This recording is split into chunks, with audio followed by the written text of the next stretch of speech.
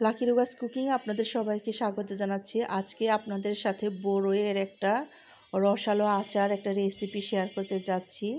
তো রেসিপিটা করার জন্য তাওয়া বসিয়ে এর মধ্যে পাঁচফোড়ন দিয়ে পাঁচফোড়নটা হালকা করে ভেজে নেব। সুন্দর একটা ফ্লেভার না আসা পর্যন্ত এটা নেড়ে চেড়ে ভেজে নিব। তো পাঁচফোড়নটা আমি একটু সময় নিয়ে নেড়ে চেড়ে অল্প আগুনে ভেজে নিয়েছি। এটা এখন নামিয়ে নিব।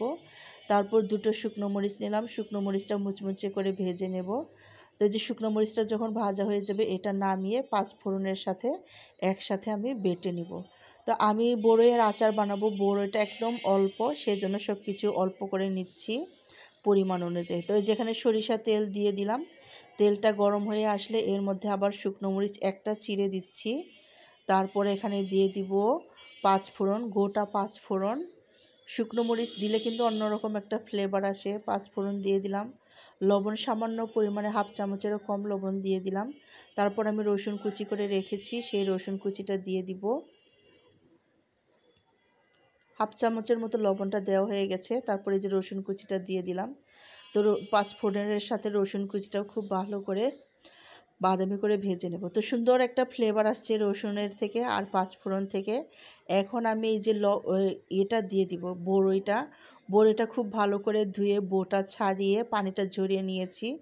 আর বড়ইটা একটু চিড়ে চিড়ে দিয়েছি ছুরি দিয়ে, এটা এখানে দেখা যাচ্ছে না। তো বড়ইটাও একটু সময় নিয়ে ভালো করে ভেজে নেব যাতে বড়ইটা নরম হয়। আর এটা কিন্তু সংরক্ষণ করা যাবে না, এটা তাৎক্ষণিক খেয়ে ফেলতে হবে। বড়জোর 1 থেকে 2 দিন এটা রাখা যাবে।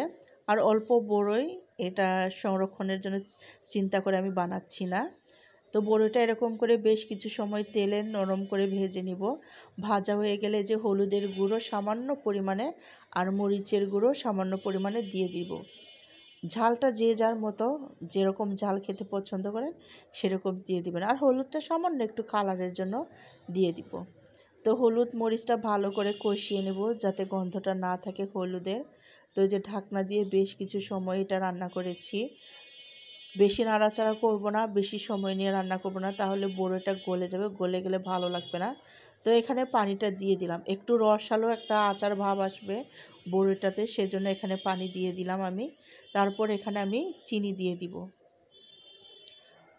শুকনো শুকনো রান্না করতে চাইলে এখানে পানি না দিয়ে শুধু চিনি দিয়ে একদম মিডিয়াম আঁচে সময় নিয়ে রান্না করলে হয়ে যাবে। কিন্তু আমি যদি একটু রসালো একটা ভাব নিয়ে আসবো তাই পানি দিয়ে চিনি দিলাম। আর এই যে একটু স্বাদের জন্য আমি তেঁতুল দিয়ে দিচ্ছি। যেটা হয়েছে, এটা দেশি বড়ই হলেও দেশি বড়ইয়ের কোনো ফ্লেভার ছিল না এই বড়ইটাতে। এটা আমি কিনে নিয়ে আসছি খাওয়ার জন্য, দেখতে সুন্দর কিন্তু একদম স্বাদহীন। মানে এখানে কোনো টক, একদম টক না, মিষ্টিটাও সামান্য পরিমাণে, মানে মিষ্টিটাও সেরকম ছিল না। লবণ মরিচ দিয়ে ভর্তা করে খেলেও সেরকম মজা হচ্ছিল না। তাই এটা আমি আচার বানিয়ে নিচ্ছি। আশা করি আপনাদের ভালো লাগবে, আমাদের তো ভালো লেগেছিল। তো এই যে চিনিটা দিয়ে বেশ কিছু সময় ঢাকনা দিয়ে রান্না করেছি।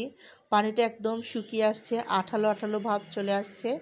এখন এখানে আমি যে পাঁচফোড়ন আর শুকনো মরিচ ভেজে গুঁড়ো করে নিয়েছি সেটা দিয়ে অল্প কিছু সময় নাড়াচাড়া করে রেখে এটাকে নামিয়ে নিব। আর আগুনটা এখন কিন্তু একদম নিভিয়ে দিব, আগুনটা আর এখানে লাগবে না।